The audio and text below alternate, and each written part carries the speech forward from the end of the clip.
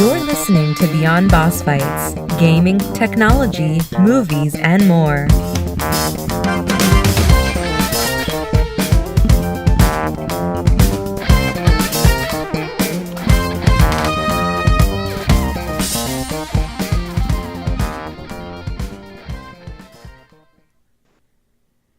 Boss, DJ is already showing his Apple Watch.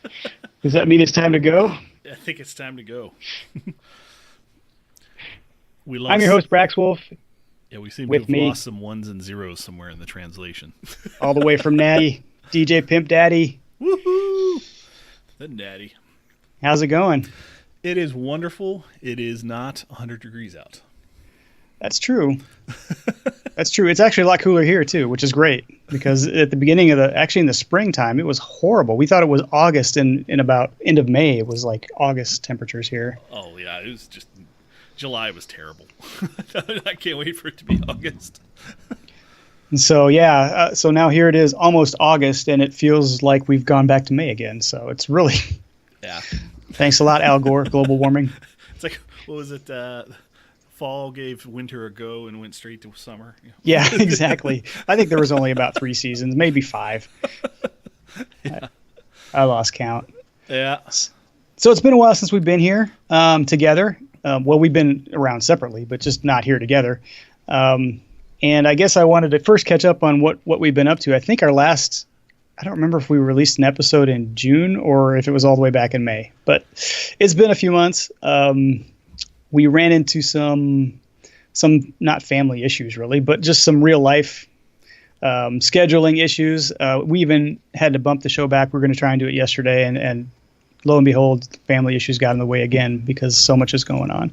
So what's been up in your life, DJ, since the last time we were together? Well, first the Earth cooled, and then the dinosaurs came. Skip ahead. Skip ahead. Got a new job. Hey. Oh yeah, that's right. Yeah, I finally decided to move on to a new company, sort of grow in my career. It's been a ride. So it's probably good we haven't been podcasting because I've spent like my spare times just like rewriting resumes, and you know how it is. That's crazy. So is it similar stuff to what you've been doing, or is it a complete change? Sort of more siloed, but a lot more advanced. I'm sort of specializing now, so okay. Lord willing. But you know how it is I've always been like almost like an IT generalist, and now I'm just going to be focusing on like infrastructure support. So we'll see. Sounds like are you going to be Are you going to be on the call list then? You're going to be up in the middle of the night working on cloudy things? Cloudy things, yes. Oh yeah, I think that's the only downside of the job is I'm gonna have to go back on like an on-call rotation. My current company, I've been there so long that I've somehow worked my way out of the on-call rotation, which any IT guy can tell you is just golden. Yeah, that's the place you want to be. So, but they're paying me a significant amount of money, so I'm okay with putting it on call every 8 weeks or whatever. So. Oh yeah. Understandable. Yeah, I've been on and off and on and off. It just depends on my job. You know, I've jumped around within my company doing different things, from support to architecture to projects to, and it just depends on what I'm doing as to whether I'm on. I'm back in support again now, so I am on a call list. But it being that it's a rotation, it's not so terrible. Like you said, it's every 8 weeks or whatever you can plan it out too. You know, you can usually say like, oh, I can't go on vacation that week unless someone quits. Or maybe that is the week to go on vacation. Yeah, that is true. That is true. Yeah, so I guess personally, myself, it hasn't been anything really out of the ordinary besides the week that I took for vacation. I know you went on a trip as well, and you went on the trip this year that I went on last year, except yours was even further than mine was, I think, right? Trip, yeah. Since the last show, I drove the kids from Cincinnati to Yellowstone and back. And apparently since we left and came back, parts of Glacier National Park are now closed because a giant fissure opened up. Oh, wow. I'm like, did we cause that? Like, I was like, we just missed that by like a couple weeks. But Yeah, it's one of those like National Lampoon moments where your son throws a gum wrapper on the ground or something and starts a chain of events that opens up so as you're leaving. The road trip was wonderful. I hate Enterprise Rent-A-Car now, and I'm also never returning to Iowa. That's my life goal from now on. Oh, come on now. Iowa's not that bad. They're my neighbors. It was horrible. We went through Iowa, and I'm not gonna let you disparage Iowa. We went through Iowa on our trip because we didn't go all the way to Yellowstone. We just went to the Mount Rushmore area. Okay, yeah, and back. But the stop we made in Iowa was actually pretty neat because we went to the place in Iowa where they filmed the Field of Dreams movie. Okay, with Kevin Costner back in the late 80s. Oh God, that's a while. Yeah. And that was a movie that I kind of grew up on, and I was really into baseball at the time as a kid. I was like, 12, 13 years old. I gotta see and this. First of all, we actually had to watch the movie first, with the family. Otherwise the kids would be like, why are we out in the middle of nowhere? Duh. And it literally is out in the middle. We took a gravel road, probably about 10 to 12 miles to get there. I mean, it is out in the middle of nowhere, but it's exactly like it was in the film still. They've kept it exactly the same way. It's all done by donations. And so it's interesting to see that because it brings back a lot of memories from when I was a kid watching that film when Shoeless Joe Jackson walks out of the cornfield. Now, when we were there, it was early June or mid-June. So the corn was only about, a foot and a half tall. So nobody was walking out of it, but it was still kind of cool to see that area. They say never see your or never go see your childhood heroes or whatever. Like, were you disappointed after that, or was that actually like No, I wasn't. Totally we did drive. We did the whole thing. We didn't bring any equipment, but we did the whole thing where the kids pretended to run the bases and I pretended to pitch them the ball and stuff. And we took a lot of photos of that. And so it was like it's interesting to think of, this is where, James Earl Jones was standing for that scene when, whatever happened. And it's just kind of interesting to think I'm out in the middle of nowhere in Iowa and these big, huge Hollywood movie stars were out here at one time doing this. So I thought it was enjoyable. I don't know. Maybe it was just more for me than anybody else. Well, if you had fun, that's all that counts. Yeah. But that was about the only stop we made in Iowa. And then we went all the way to Sioux Falls after that. But, yeah, I mean, that sounds like a good trip that you guys had. Did you take a couple weeks to do it? Yeah, we were gone 2 weeks and a day. So it was a long trip. Yeah. And yeah, I think we spent too much time in Yellowstone, which I know most people would just be like, how can you spend too much? You could spend too much time in Yellowstone. It's like on the 7th day, you're like, the wife's like, hey, let's go check out these other geysers. And you're just like, more geysers, yay. You're just like, I don't care anymore. Yeah, I understand that feeling. We did a similar thing when my wife and I took an anniversary trip out to the Smoky Mountains. It's like when you first get there, everything is amazingly beautiful. Oh, yes. It's just like incredible scenery. Every turn, you see something new that you're like taking pictures of, and then by about day 4, you're like turning the bend, and you're like, well, we could stop at that at that viewpoint or whatever, but we just be. Yeah, it's just more beauty, Yeah, exactly. I don't know how else to describe it. And we've already taken about 600 pictures that we're going to get home and go, where was this at? Oh, yeah. Dude, when we were driving all the way across South Dakota and Montana, I was just like, the rolling green hills. And I'm like, there's just no trees anywhere. You're just like, the rich people have all the trees. You saw one guy has 2 trees in his yard. And we're like, that's the mayor, right? And then you get to Yellowstone and it's just like, oh my God, it's so like it just magnifies, as you travel west. And then you get to Yellowstone and then the Tetons, and it's like that's like the highlight, right? And then when you're coming back east, it just keeps getting more depressing. And then like by the time we got to Minnesota, I'm just like, It was like, oh, look, Chicago and Gary, Indiana.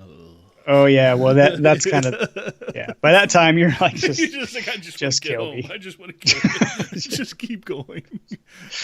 Just Oh, kill me now. I'll pay the toll. Just don't make me stop. exactly. Yeah. So, and you have here in the notes something about one Blockbuster left. Oh yeah. That's sort of topical because your Field of Dreams thing.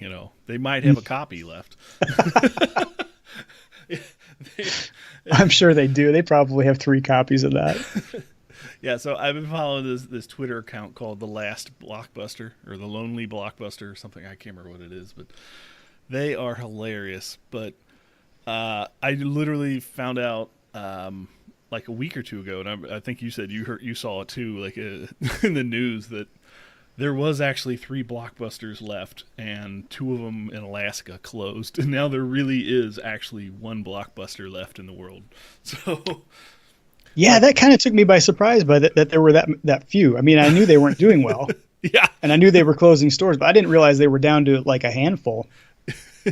And the other thing that I tweeted out when I saw that story that for whatever reason, seeing that there's only 1 Blockbuster left in the entire world makes me more sad than seeing Toys R Us closing. I know. Because I spent more time at Blockbuster than I ever did. Toys R Us was too expensive for my family, right? We had 3 kids. My parents were like, we're going to Kmart to buy toys, okay? we can't pay top dollar for Toys R Us. So we never. It was a huge treat to go to Toys R Us, but I was at Blockbuster throughout my high school and college years all the time, right? So it's really strange to think that is gone. That whole business model is gone now. Oh yeah, and the fact that now you could there's 1 left. Now you're just like, do I want to take the kids on vacation to see a Blockbuster? Right. You're tossing that around. You're like, no. Well, maybe not. It's in Oregon, so I don't think for me that's quite of a, and you also it's quite a yeah, trip. that would be a trip. I actually was considering. We're going to talk about Blogist in a little bit, but the Blogist is coming up, and it's going to be trying to kind of ignite the blogging community once again. I've been trying to rack my mind to think of things to write, and one of the ideas that came to me was I kind of want to write something. It's a little off topic, but I kind of want to write something about the glory days of Best Buy. When Best Buy was like the best store in the world to go to. Before Amazon, before Newegg, before any of these places online where you could get anything you wanted to. If I could pick 1 store in 1997 to go shopping at, it would have been Best Buy. And, it just, anymore, I think of going anywhere, including Best Buy, outside to go shopping, and I cringe, and I just don't want to do it. But at that time, it was like they had everything a 21-year-old guy would have ever wanted to see or buy, Oh yeah. There was like entire chains of just like places that just did movies and cassette tapes and CDs. Right. Like those are just all gone now. Yep. Anyway, let's move on to our acknowledgments and apologies section, our section of the show dedicated to our Canadian viewers and listeners. I have down here that we have no apologies. And that was true until about 10 minutes ago when I started the theme music, and it was really, really loud because we've been playing with our volumes here at the Beyond Bossfights headquarters. And we have a sound inconsistency issue. Yeah, we have a little bit of an issue with sound here.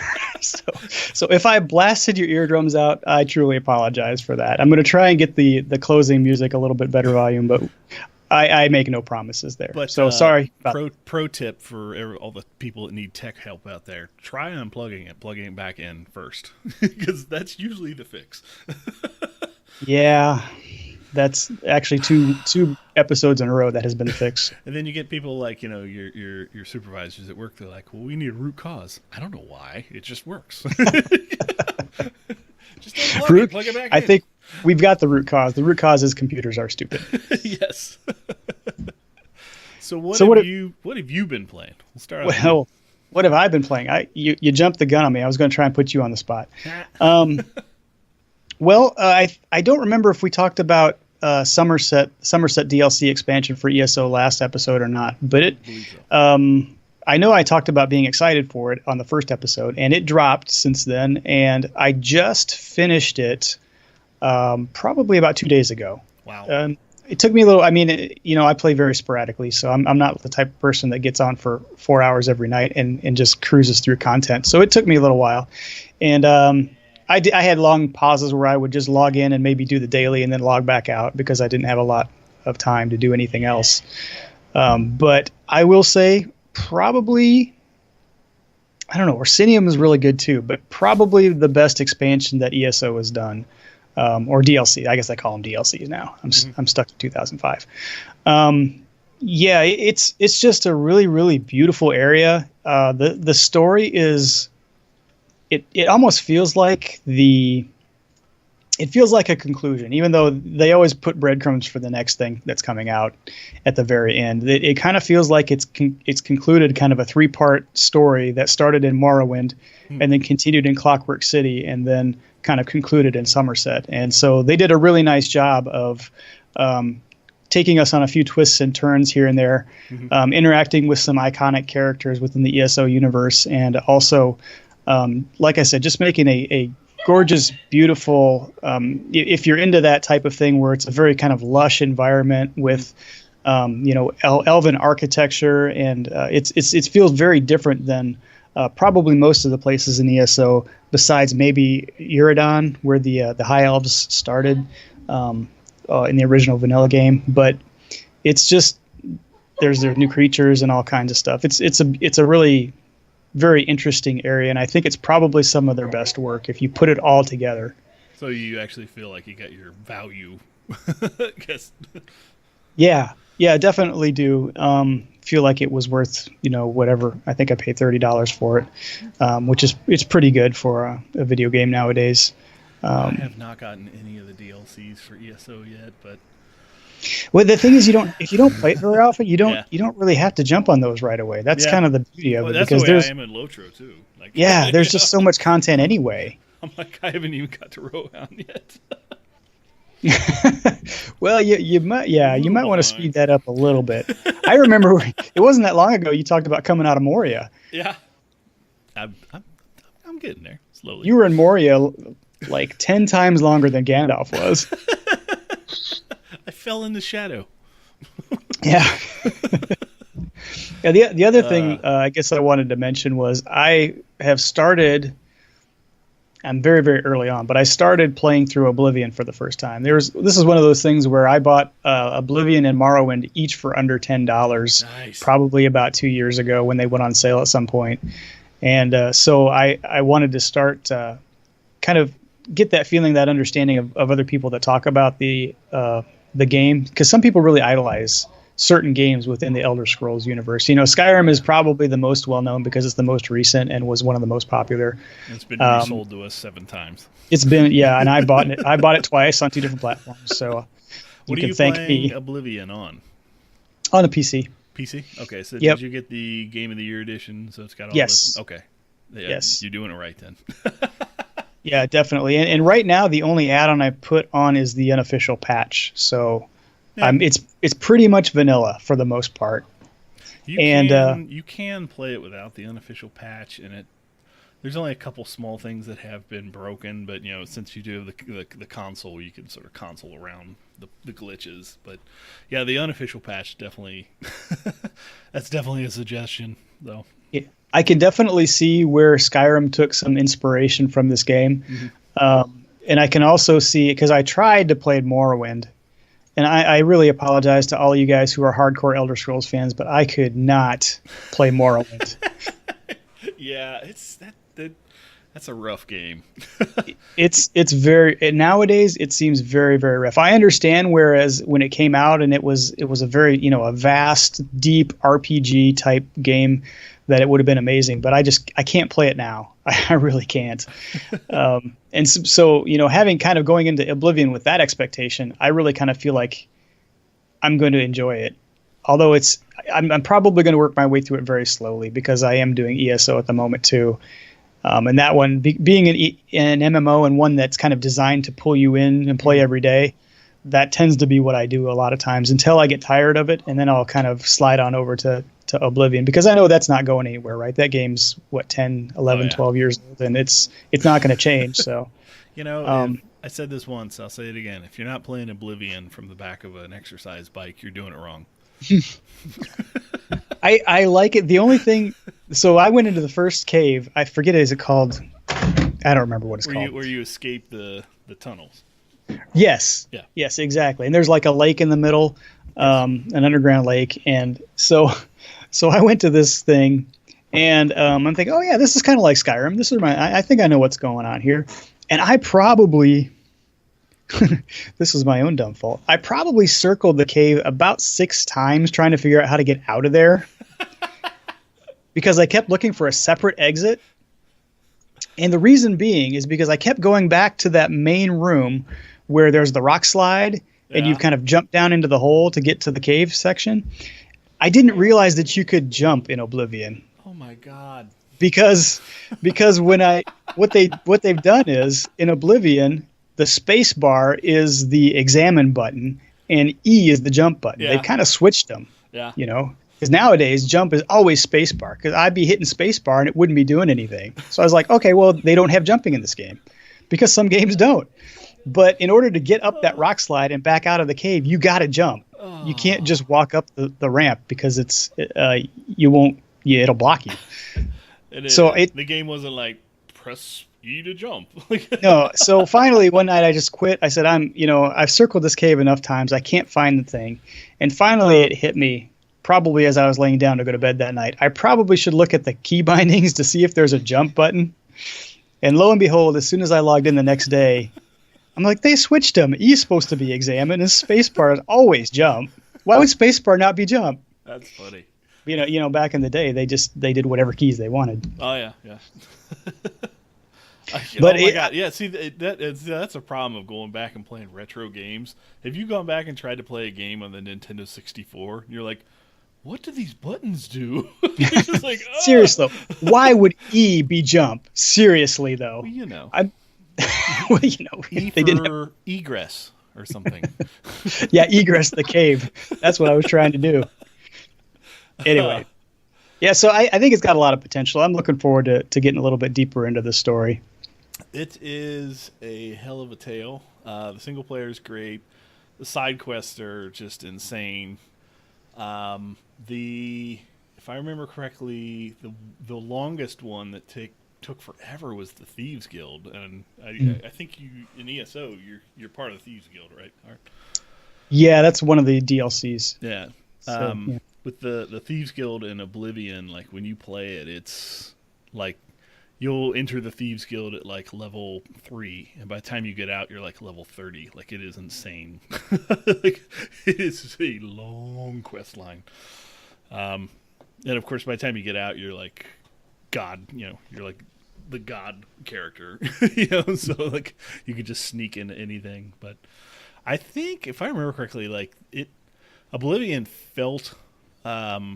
If you learn the mechanics on leveling, that's the big thing. It levels significantly different than Skyrim. You can actually bust your character by leveling it wrong. So just keep in mind to make sure you save your game at least every time you level up. So okay, yeah, that's my pro tip. So I. For whatever reason, got sucked into Summerfest in Lord of the Rings Online. I think it was because I saw the peacock, and I'm like, I want to get a peacock. So I started grinding every day for the Summerfest quest line, and then it literally hit me that I had ground for Summerfest coins like 2 years ago, and I never spent them. So like day 2 of the festival, I had like 100 coins. And you needed like 50 for the peacock. And I'm just like, well, now what? So then I finally decided to do the in-league and the Ale Association challenges. And I plowed through those and got the kinship. But, oh my God, it's like every day you'd log in and you would just get like super drunk on those like pub crawls. You're just like, it's like 11 days of nausea when you're playing. You're just like, this kind of isn't fun. But so once I got kinship there, I crossed into Dunland. So I made it further away from Moria. And everybody seems to agree that Dunland is a beautiful area, and I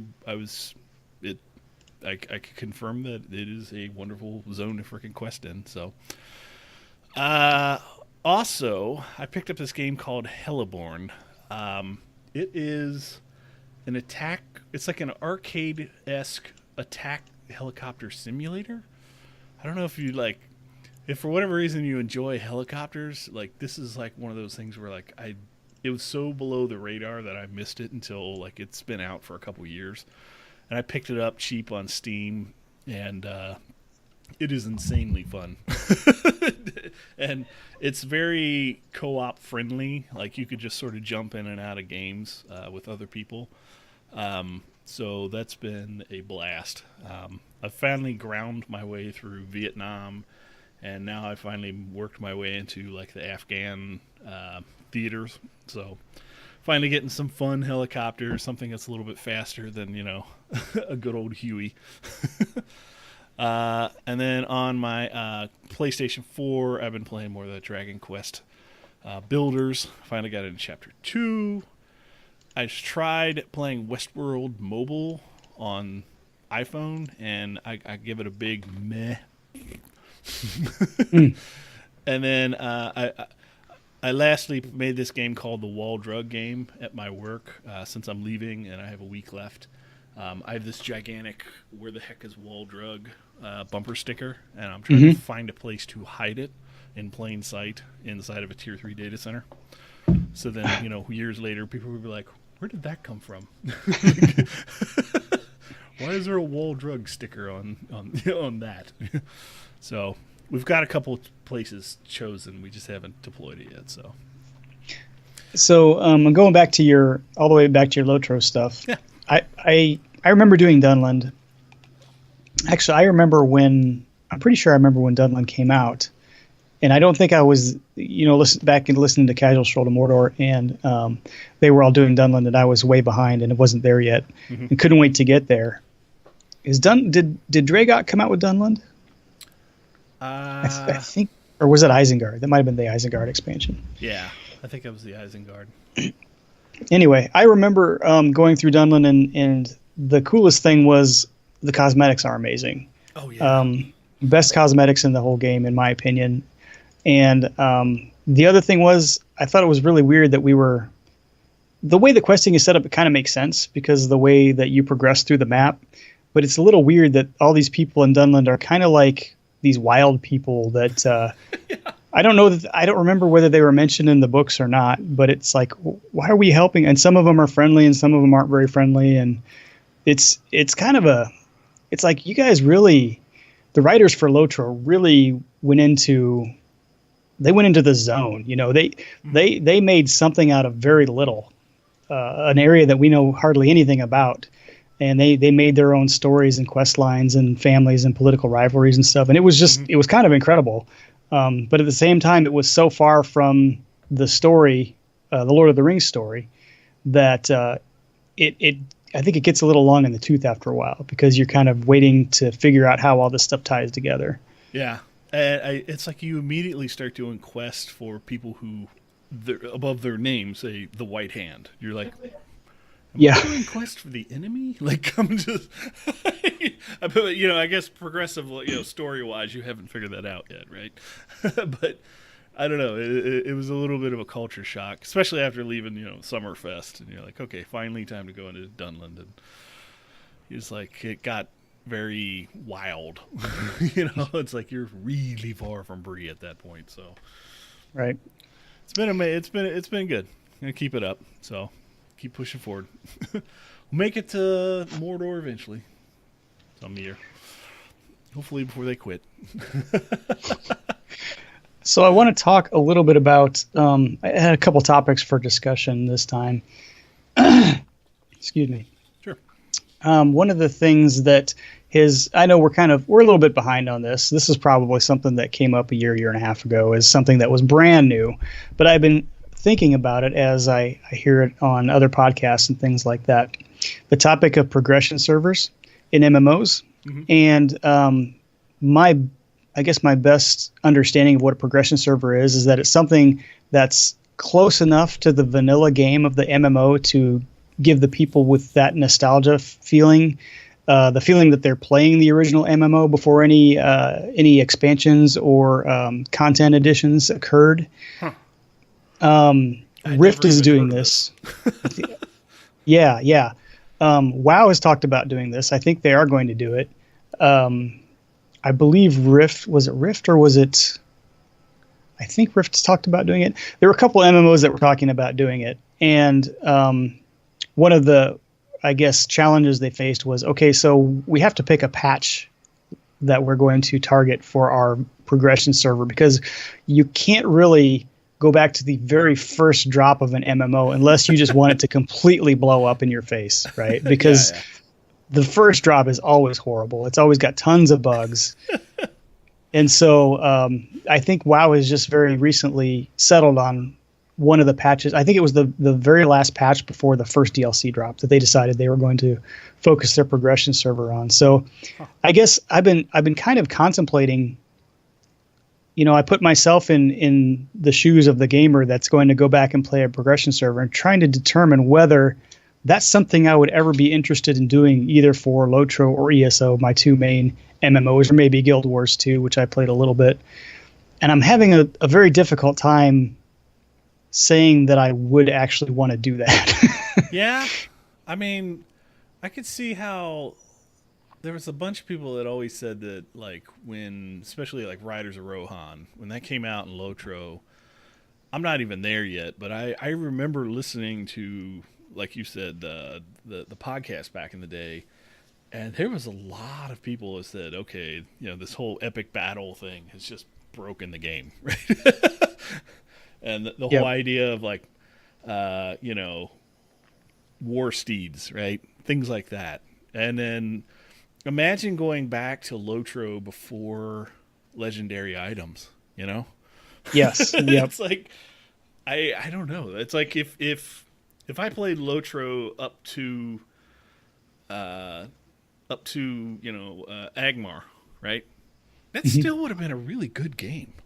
It's like, and you get to the end, and you're like, yes, I'm done. But I don't know. It's like Moria was awesome, but, like, I think that's where, like, the legendary item thing, that's where it kind of like, it's like, that's where I started getting kind of.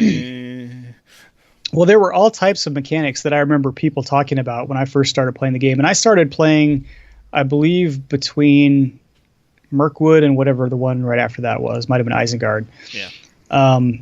And so there was, it's all kinds of what they would call now old school MMO mechanics. Like, for example, I believe it was Lore Masters had to have, in order to use a certain healing skill that they had to have some kind of pipeweed in their inventory. And it would use the pipeweed, the consumable pipeweed, as something to use with healing. And traps were consumables for a long time. Yeah. Traps now they're part of the skill line for the hunter, but for a long time traps were a consumable that had to be crafted for the hunter to use. Or I think anybody could use traps. I don't remember, but I know for sure hunters could. These are all kinds of things that have gone by the wayside because they were so darn annoying. Yeah. Some of them. I know some people get really nostalgic for that, and some people would say that the complexity is what made the game fun for them. Mm-hmm. But a reduction in this complexity, in my opinion, has also made the game more consumable, more easy to pop in and out of. You don't necessarily have to spend 2 hours of your 4 hour playtime crafting traps and pipeweed in order to be able to use it later on. So I really just kind of struggle with that idea of wanting to go back to the pre-Moria days of Lotro. And same thing with ESO, really. I played ESO in beta, and I played it when it first came out just a little bit. And it was a good game. I would say it launched pretty well. Maybe I've got some rose-colored glasses on there because no MMOs tend to really launch really well. But I think from a mechanics perspective, it hasn't really changed all that much. Now, they've fixed a lot of bugs and things in that game, and they've made some quality of life improvements. But of course, it's a lot younger game too, so it's probably easier to imagine going back and playing a vanilla version of that game than something that's 10, almost 11 years old, like Lotro. Yeah. And I mean, one thing you could possibly also look at it is, in a game like Guild Wars 2, it seems like it would be a much better value add because they have like that living world thing, right? So if you rewound the clock to where new players can play the old content before it sort of morphed the world, it was the living story. That's what they call that mechanic, where it was just like the world was constantly changing. That is a huge sell for progression in servers that I could see. But yes, yeah, it's like, would I want to go back and play like the original version of ESO? I don't know. Like straight beta copy ESO. Well, and another thing that's gotten me thinking about this a little bit is watching Tiny Brax play Fortnite, because with Fortnite they have what's called seasons, and every season they change the map a little bit. So like one season they had like a trailer park called Dusty Depot or something, and the next season the theme was aliens, and a meteor had hit right about where that area was on the map, and now it was called Dusty Divot.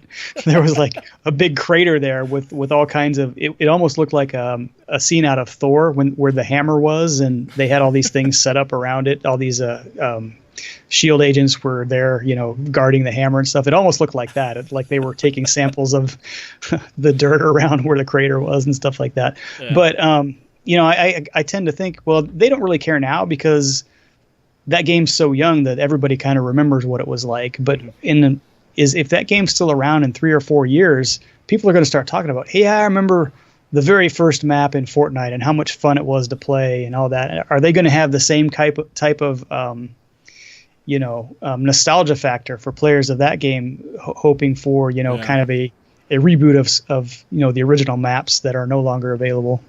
Yeah, that's all very valid points.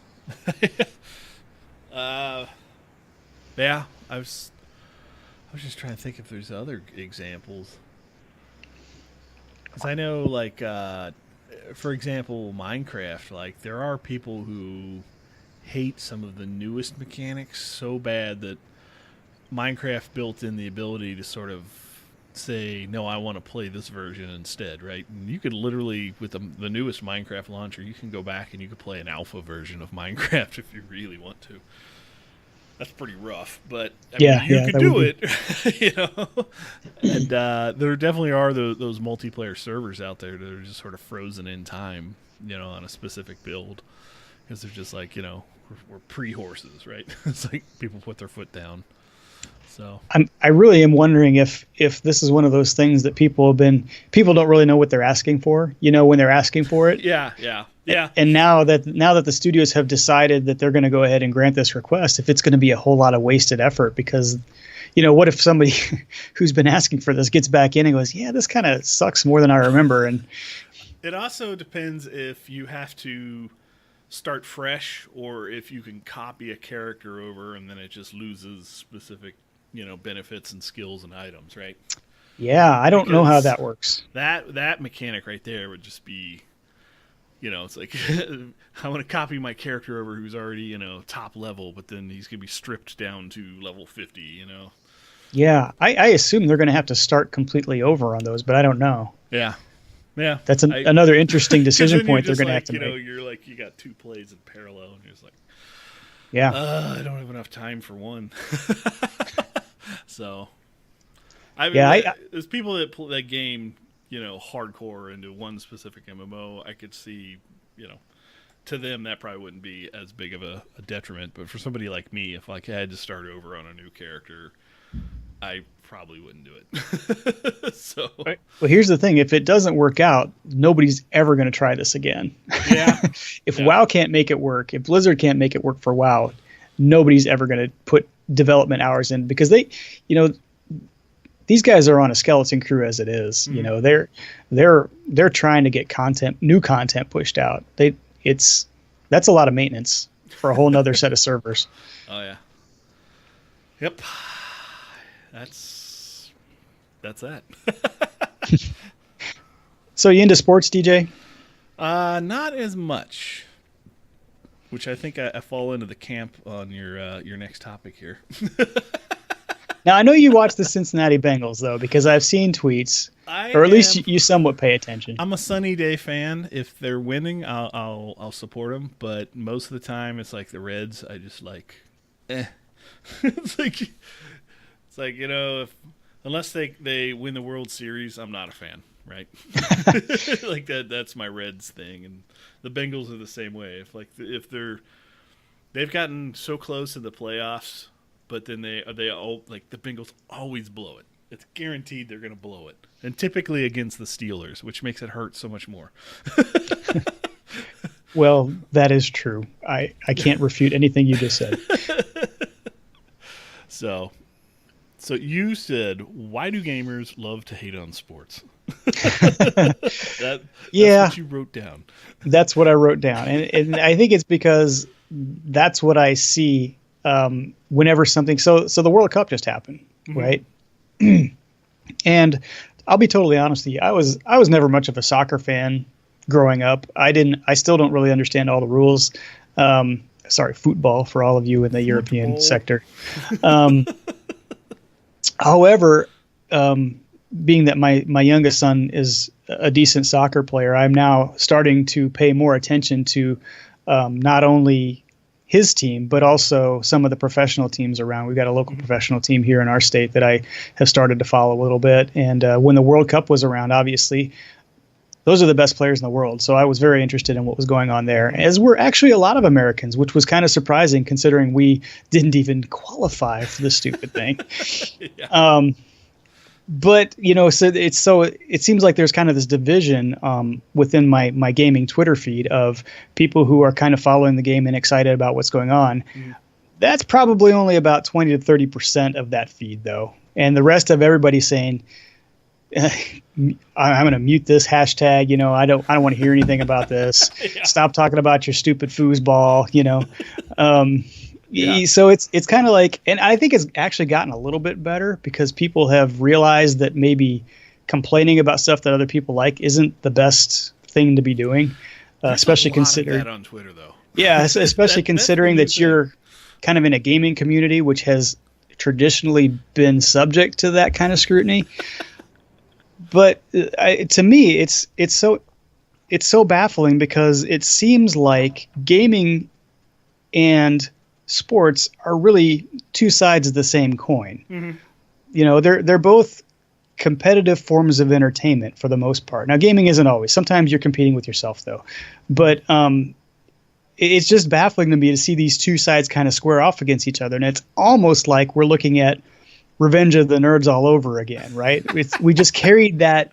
We've carried that feeling throughout our lives. It's like jocks versus nerds, right? My background is I was in sports in high school. I think it's important. I put my kids into sports. I think that having that kind of discipline and that kind of understanding of how teams work together and getting exercise is a very important skill for people to learn and carry throughout life. But I think that also some people take that to the extreme and then they get super involved in watching professional sports. And that's kind of like, that's their idol in life, right? If I was in church, I would say that's your idol. This is what you worship more than anything else is this sport. And they get on Reddit and you do all kinds of stuff. And then I think that's kind of the caricature that we typically think about when we're hating on sports as gamers. We're like that guy who couldn't even, make the team in high school, but talks like he could coach the professional team, right? Yeah. Well, I mean, and sort of along this line, you've seen recently headlines of professional sports attendance and viewership, sort of slowly dwindling, right? And of course, people like to point their fingers left and right about, this and that, or, some political, issue. But in the end, I think, there's a culture shift across, at least the U.S., where you could see there's definitely a split between people who are still pushing their kids to be super athletic, and then there's gamers, right? And do you remember even back in the early Nintendo days, when a game came out, people would either play all the games or they would just play sports games, right? And even like up through like the Madden football, days, right? Like I knew some people who were semi-athletic, but all they would play was like Madden football all the time, right? And that was like their only game they had on the PlayStation, 2 or 3, and I mean, you'd never catch him playing an RPG or something, right? It was just Madden or nothing. That's funny because I think I probably would fall into more of that camp. Not that I didn't play other games. I played Mario. I played Tech Mobile. Well, Tech Mobile is a sports game. I played. That doesn't count. Blades of Steel. That's not a good example. Oh. I played action-oriented games, platformers, things like that. But RPGs, I never played a Zelda game. Those were very difficult for me. I don't know if maybe I just wasn't into the lore like some people were, if they just took too much time or what it was. Maybe I have ADHD and I didn't know it. But I would probably fall into more of that. And I didn't really start playing the fantasy genre until I got into Lotro back in 2012 or something like that. That just wasn't really that wasn't on my radar so much. And it's because the people that I played with weren't really into that as well. But yeah, I don't know. It seems so weird to me that we can't seem to kind of have that common ground. And then when you introduce esports into the equation, it really muddies the waters, right? I was going to ask about that because I was like, at that point, you're just like, the one culture is basically taking another culture's identity, right? Yeah. Yeah, I mean, yeah. It's like the nerds are taking the jocks sort of thing, their ultimate championship, like professional level playing, be like, yeah, well, now we're professionals too, right? and I've watched a little esports, and I will tell you that I have a lot of difficulty watching esports, not because I'm not one of those people that sits back and says this isn't real sports, but because at this point in its existence, the quality of esports is just not really there yet. Not that the quality of play isn't there, but the quality of, I don't think they figured out how to really like televise it. The announcers are really, I'm sorry, they're really, really bad. Yeah. It's like the technology's almost there, right? But yeah, you're right. They don't have like, 60-year-old quarterbacks who have like 5 Super Bowl rings as commentators, right? They just hired people. Right. Yes, that's good. And a lot of times people who just look good on camera. Exactly. So, it's really, really difficult for me to watch. I probably a few years ago would have been one that said, I'm never going to really watch esports, but I don't think that's true anymore. If they got it to a certain level, I think I would watch it because I've seen what's happened with YouTube and some of the people that play games on YouTube and do it at a very high level and are very entertaining. And I find myself sitting down and watching some of those people as my kids are watching them, whereas I would have thought 10 years ago, I would have said, there's no way I'm going to watch somebody else play a video game. I know. Some stranger that I've never heard of. Why would I sit down and watch them do that? Yeah, when they make it a form of entertainment, though, and it's really engaging to watch, that is the point when I will probably start watching esports. I probably, I'll be honest, I'm an old guy. I will probably never really consider esports real sports just because I participated in real sports and it takes a different level of physicality. So in my mind, that is part of the definition of sports. I know people talk about golf and stuff. I never golfed, so I can't talk from that aspect. But and I know there's going to be a ton of people that disagree with me on that point. But I have a really difficult time considering it, quote unquote, real sports. I do think it's a great form of entertainment and it has a lot of potential. The dog just got in the shot behind me. Hey, dog. But some yoga poses. Yeah. Yoga, is that a sport? Oh boy, I don't know. That's a good question. Because it's hard. It is hard. It's physically hard. I'll give you that. It's definitely hard. I can't even hardly balance on 2 feet. I've only done yoga a couple times. Yeah. Hey, you know what? The chat room just erupted. Free dog. So your dog's famous. Finally got somebody to say something in the chat room. There's somebody in the chat room? Yeah. That's good. Sean XP. Oh, yes. Hello, Sean. Okay. So I don't know. I don't know that there's really an answer to that one. I just think it's a curious subject to talk about because at some point, some of these things are going to converge, and then we're going to have gamers who are athletes and athletes who are gamers, and we're going to have to admit that maybe we're all on the same page on some of this stuff. Oh yeah, yeah, and it's like there's also those stupid movies out there where they show like people who go to like gaming high school or video game high school or video game college. It's just like, as dumb as that idea is, we're getting close to that. It's like I just kind of roll my eyes when I see those movies, but you're just like, ugh. It's certainly interesting whenever you hear of somebody offering scholarships for esports to a college. That is something that that happened a lot quicker. Vice News, go out to their YouTube channel. They have a wonderful segment about esport, college esports, vouchers and stuff. Yeah, that's very interesting. And I think that in and of itself legitimizes it a lot more than, anybody ranting and raving on Twitter would. Yep. It is. I wanted to quickly talk about something in regards to the gaming industry. So this was triggered by actual events, inspired by actual events. Probably about 6 weeks ago, ESO was having a lot of trouble. And I noticed this because I try and log in every day. Well, they were having login issues, right? And it seemed to be right around the time that they were doing their E3 stuff was the first time they started having login issues. And seemed like kind of a high volume of traffic might have had something to do with it, but it was only for Steam users. And, Xbox was fine, PlayStation was fine, and anybody who played the game with PC that didn't go through Steam was fine. So basically, we have kind of two camps forming on that. And whenever somebody can't get to their MMO, they get really upset about it. And so the two camps started forming. One camp was very down on ZeniMax for not having their game available. And the other camp was still kind of ticked off that they couldn't get into the game, but they were saying, well, you can't blame ZeniMax. This is a Valve issue. This is going through the Steam servers only. ZeniMax is not to blame. So, as somebody who works in IT and does troubleshooting and has contacts with vendor companies,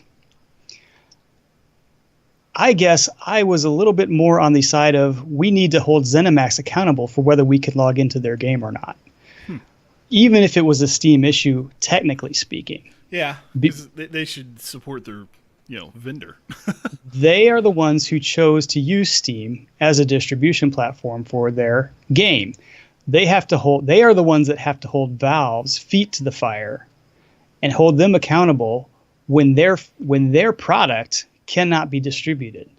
So, I think it's very, very valid for customers to complain directly to ZeniMax because that puts pressure on them to put pressure on Steam.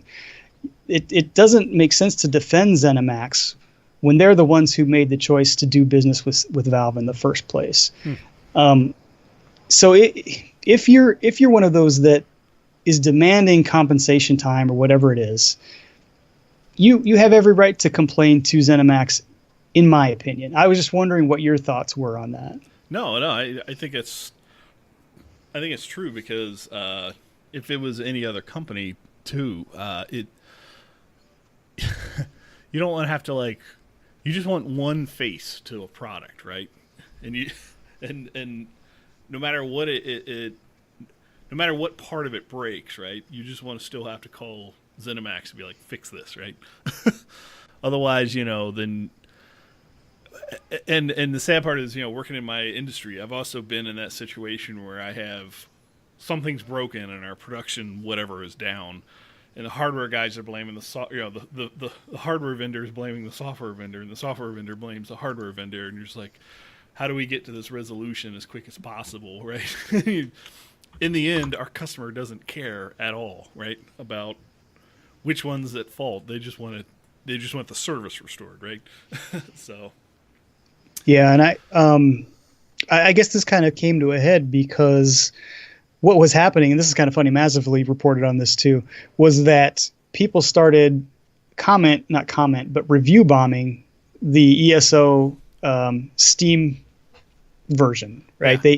They went out and gave it 1-star ratings all over the place, saying, but as they point out on Massively, the comments with the 1-star review were, great game, awesome game, love the game, don't buy it through Steam. That was basically what was going on there, which, that was what people were taking issue with, was that, so we're going ahead and we're bad mouthing the game from a review standpoint, and it's making the game look bad, which could have, negative side effects for the game itself, because if people see those reviews, there's going to be fewer people playing, and the idea of MMOs is to have more people playing. So, if it's going to stay in business, we have to have people there. But at the same time, I think that's a perfectly valid way to hold their feet to the fire and hold them accountable to have those. I mean, what other recourse do you have besides not subbing anymore, right? Yeah. And not giving them your dollars. Which, if you want to be supportive of the game, it's hard to do that, right? It's hard to cut them off from that standpoint. I thought the reviews was a clever way to do it personally. Yeah. And it's something that could also be, fixed too, right? Like if they fix the issue, somebody could go back and change the review, but it's not completely permanent. But yeah, I totally agree. It seems like a valid way to sort of, protest at the issue. and traditionally, if you look at it, Steam has been terrible about support, right? So, yes. It is what it is. I mean, Steam support's just like, it's like Twitter. You might as well scream into the void. So, yep. Yeah, so I wanted to take a moment and apologize for the audio issues on the stream. I noticed it early on and couldn't fix it. Did you unplug it and plug it back in?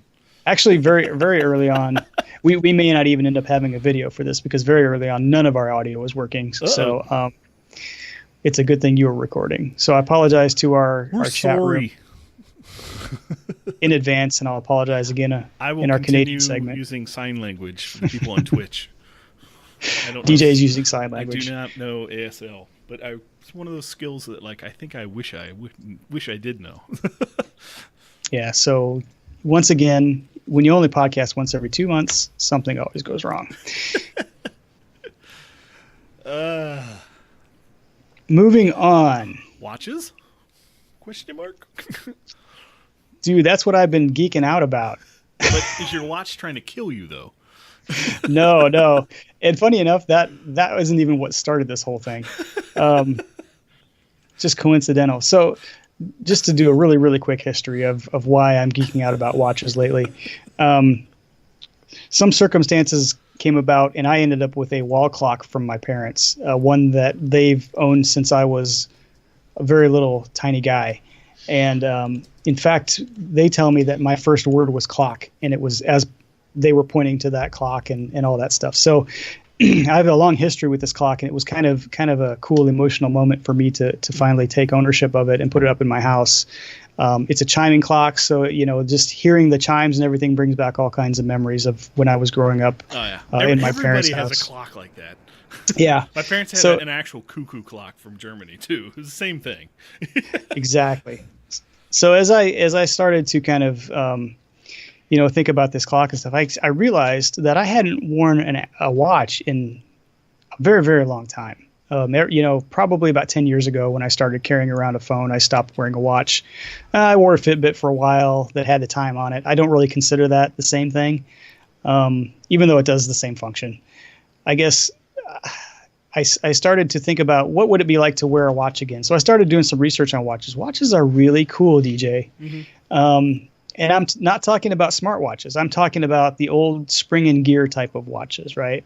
I can remember having my very, very first watch when I was probably about 6 years old was a Mickey Mouse watch that wound up with the crown, had a crown that wound up, manual wind up watch. Yep, and it had his hands with the gloves and everything. Then of course that broke because I was 6 years old. But then ever since then, I probably had quartz digital watches and things like that. Yeah. You skipped over the Swatch watch, Jen? I never had a Swatch, right? You missed out in life. I had Casio digitals, and I don't think I ever had a calculator watch, although I thought those were cool. But I wanted to go back. I wanted to have, the old spring and gear watch again. I didn't want anything that was too high tech. I was just kind of fascinated by the engineering and human ingenuity that went into building a timepiece that only lost maybe 1 or 2 seconds a day, with nothing but mechanical parts. So I started following a watch Reddit thread, or subreddit, I guess they call it. Which you went in the deep end, dude. It's basically, it's kind of cool though. It's basically people who just take pictures of their watches and post it on there every day. So I got introduced to new brands and all kinds of stuff. I learned the names of pieces on the watch. You could identify a pocket watch based upon just like a quick glance. And because of this, I actually got 3 watches in very quick succession. So the first one, I'm not wearing it right now. The first one is a quartz watch. It's a Citizen quartz watch that I picked out from a gift catalog from my work for my 20-year work anniversary. So that's kind of nice, but it was just, it's a nice watch. It is, but it's just, I had a very limited choice, so that was the one that I chose. The other one one of them I'm wearing today. I don't know. It's probably hard to see, but it's an Orient watch. They're made in Japan also, like Citizens. And this is a self-winding mechanical watch. So the crown doesn't wind it, but your movement winds it because there's a weight in the watch that always points to where the gravity is, points down. And as you move your arm throughout the day, it actually winds the watch. So as long as you're wearing it, it doesn't wind down. And so I really like this one. It's got a date, and it's got a day, and it's got what's called a sun and moon indicator, even though it's not actually a phases of the moon. It's really just an AM and PM indicator. So the sun is out during the day, and then the moon is out.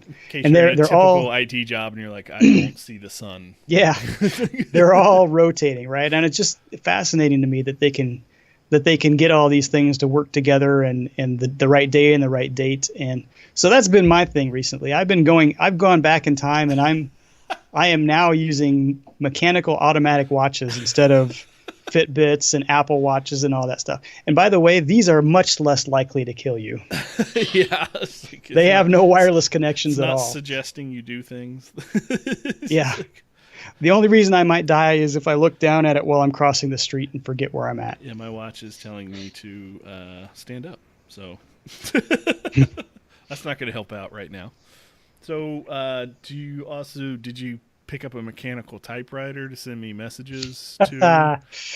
You're funny. I actually did find a mechanical typewriter recently, and I'm like, it was at our in-laws' house, and I'm like, oh, I remember using these. Like I sat there and I typed a couple letters. Was it mechanical or was it electric? It was an actual mechanical one, but the ink ribbon was dry, and I'm like, I know how to fix this back in the day. We know what's interesting though is that with the kind of, the whole steampunk and all of the what is it the millennials are really into, those kids these days. Oh, yeah. The hipsters, kind of going back and making things simpler and things like that. There's actually kind of an enthusiast market for these types of watches now, and so you can get them. I mean, it's not like they've gone extinct with the cell phone, the advent of the cell phone and smartwatches. They're out there, and it's kind of even gaining steam from what I can tell, especially over a few years ago when everybody ditched their watches for their phone. Well, hey, I mean, if you want to get rid of the GPS in your car, I could sell you a compass. One of those that you stick on with the bubble. Yeah, we used to have those. Yeah. My dad had those. He would always go buy one at the gas station. What direction am I driving? Yeah. Just follow the road. I never had problems getting places back in the day, but now that I have GPS, I'm like, you just sort of forget skills like intuition of direction you're heading, right? Yeah, I used to that's be able to be absolutely like, true. that way is north, right? Like I would always know that way. Yeah, So, that's funny. You do lose that if you don't use it. so yeah, I I totally agree. Like I was never a watch guy at all, and then when I got married, my wife insisted on getting me a watch while we were in Aruba, and she got me this flashy, metal band thing that I can't even remember what I think it was a Citizen maybe, but Mhm. it was solar powered. So like the face of it, if you were in a reasonable amount of sunlight every day, it would actually just keep it powered indefinitely. Yep. And I used that thing for several years, and then just over time, I felt like it was always ripping my arm hairs out, and I'm just like, ugh. So yeah, and then that's when cell phones, took off. So I'm just like, okay, well, this is kind of a no-brainer. So Yep.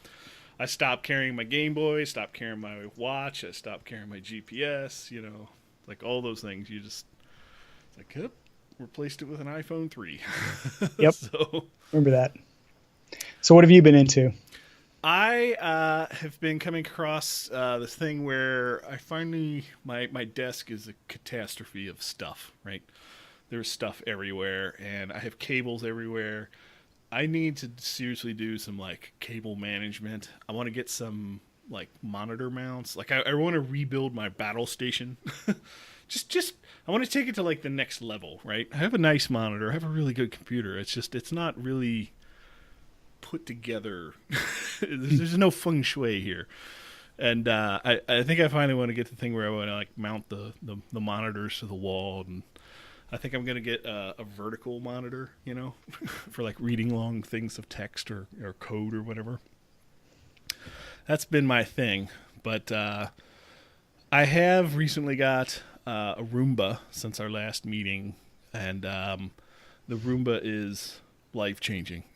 Like I never thought I would say that, but you're just like, you don't realize how ridiculously awesome this thing is until you get it. You're just like, I could literally scream for Alexa right now and tell her to clean the damn house, and then she would start the Roomba up and it would start vacuuming. And every night it vacuums our house at 4 a.m. and in the morning I pull out the little dustbin and I'm still just like, oh my god, it's like like, are the dogs shedding that much, or is it just finding more and more hair, right? So I wake up every morning. It's a 50% chance that the thing actually made it back to its charger before it died or got stuck. But even with that 50% inconvenience of finding it and putting it back on the charger, it's still worth it, every penny, because I wake up and you don't see a speck of dust anywhere on our first floor. It just sits there and silently bumps into the walls and cleans the house. I'm like, it does what it says it does. So I'm just like, that's freaking amazing, And now I'm like, you hear about people like Whiteberry, right? Mm-hmm. Doesn't she have she has a robot lawnmower? Oh, really? Yeah. And I can't. I think she named it Sauron or something like that. They named her their robot, but it mows her lawn like autonomously. I'm like, I don't know if I trust it that much. Yeah, we're just that like, thing's got blades. It's got blades. Yeah, it's like I don't know about that. that could kill somebody. But we're getting close, right? Like It's like, you're a robot. Here's some weapons. exactly. So I'm like right on that cusp of sort of self-discovering how far I could automate my house, but then I realized really quickly, it was like my internal infrastructure is like 4 years old now, right? Like I have a 4-year-old Wi-Fi router, and I have to like hard boot it every month, 'cause things freeze up inevitably. So I'm like, now I'm starting to get all like IT nerdy on my own house. I'm like, I need to update my infrastructure. I need to run new Cat 6 cable everywhere, and it's a never end. It's like your watch thing. It's a hole. You're just gonna keep throwing money into it. So, yep. got all scrambly for a few seconds. Might have lost the feed. So I'll keep talking about infrastructure while the internet recovers. Okay, can you hear me? I can. So okay. Blogust me up. Yep. Well, Blogust is something that was conceived by Belgast, and he's a gaming blogger who started in WoW, I think, and has done all kinds of blogs since then. He used to blog every day, and he did that for years, which was very impressive. And so one of his challenges to the community was, when August comes around, I'm going to challenge everybody in this community to blog daily. Basically, see if we can get 31 posts out for, or is August 30 or 31? I think it's 30 days. Get 30 posts out in August. And I was never able to do that, obviously. I cannot post a blog post every single day. My blog so I never post would be like Twitter length. Yeah, I never participated before. But from what I understand, this year is more kind of a conglomerate of that theory, along with what we used to do for the Newbie Blogger Initiative, which is just kind of helping people out, is going to focus on showcasing podcasts and blogs and vidcasts and things like that. So I went ahead and signed up for it as a mentor because I've blogged for a while, even though I've also stopped blogging for a while. And I'm a little excited about it, but I was probably more excited about it a few days ago before I actually started to post another blog post, and then realized that I had nothing. It's just I can't put pen to paper for whatever reason at this point. And I'm going to try and get a couple posts out during the August timeframe, but I'm going to have some lightning inspiration between now and then, because right now I'm tapped out on blogs, and I don't know why. I'm actually hoping that seeing some other people write will spur some ideas along. So maybe that will be something to do. But I did want to mention it on this show. If you're an aspiring blogger or a returning blogger, go over to Tales of the Agronaut. That is the blog for Belgast, and he's got a little icon over on the right-hand side for Blogust. Click on that. It'll tell you how to join the Discord server. And once you're in the Discord server, then that's where all the details are being shared at this point. Sweet. And if you love writing, NaNoWriMo every November. Yeah, if I can't even get a single blog post out. A blog post versus a 50,000 word novel. Yeah.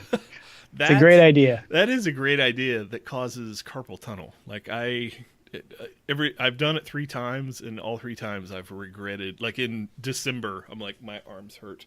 It's just like, it hurts. Yeah, I've actually been. I have a technical blog that's part of my professional, persona, not TJ Pimped Eddie. And I actually have been committing to, especially now that I have my new job, I sort of want to like push the boundaries of my technical knowledge. And by doing technical blogs, not only do I write things down and it commits it to memory better, but I've actually found myself going back. Like I'll run into a problem and be like, I fixed this once. Then I go back to my blog. I'm like, oh yeah, here's the fix, right? And I'm like, my own blog has saved my butt a couple times. It's pretty sad. It's like better than documentation, but it's also a great way to sort of network and sort of expand your skill sets. So like, even if you don't want to blog about gaming, like especially if you're in a tech field, blogs are great way to sort of push that boundary. So we didn't have anybody ask us anything for the Ask Us Anything section, so we're not going to answer anything. Although we did receive a piece of feedback, which was great. Somebody left somebody by the name of Dime78. Thank you very much, Dime78. Left us an iTunes review, 5 stars, that said very entertaining was the name of the review. Great host, good mix of game and real life chat. Woohoo! So thank you for that. We will read out any other reviews that we DJ drinks to that. Any other reviews that we received on iTunes or any other way. Anything else before we wrap up, DJ? I think we've been going on long enough. Yeah, I think we've bored people enough with our old people talk. If you'd like to get in on this feedback thing, you can send your feedback to braxwolf@gmail.com, and I'll read it on the podcast. Also, a reminder that Beyond Boss Fights is on iTunes and would appreciate any more ratings and reviews. Beyond Boss Fights broadcast live on Twitch on no particular schedule. So watch Twitter closely, because we'll usually tweet something out, hopefully the same day before we broadcast, if we can get the sound to work. We unplug it and plug it back in. You can follow DJ on Twitter at DJPimpDaddy and email him at djpimpdaddy@gmail.com. He also has a Twitch stream, twitch.tv/DJPimpDaddy. I have been streaming like a mofo. That's the place to find me these days. As for me, you can follow me on Twitter at Braxwolf, BRAXWOLF. Email me at braxwolf@gmail.com. I also have a Twitch channel, twitch.tv/Braxwolf, where I mostly just post these episodes and nothing more. Aww. So thank you, everybody, for joining us. We will see you next time on Beyond Boss Fights.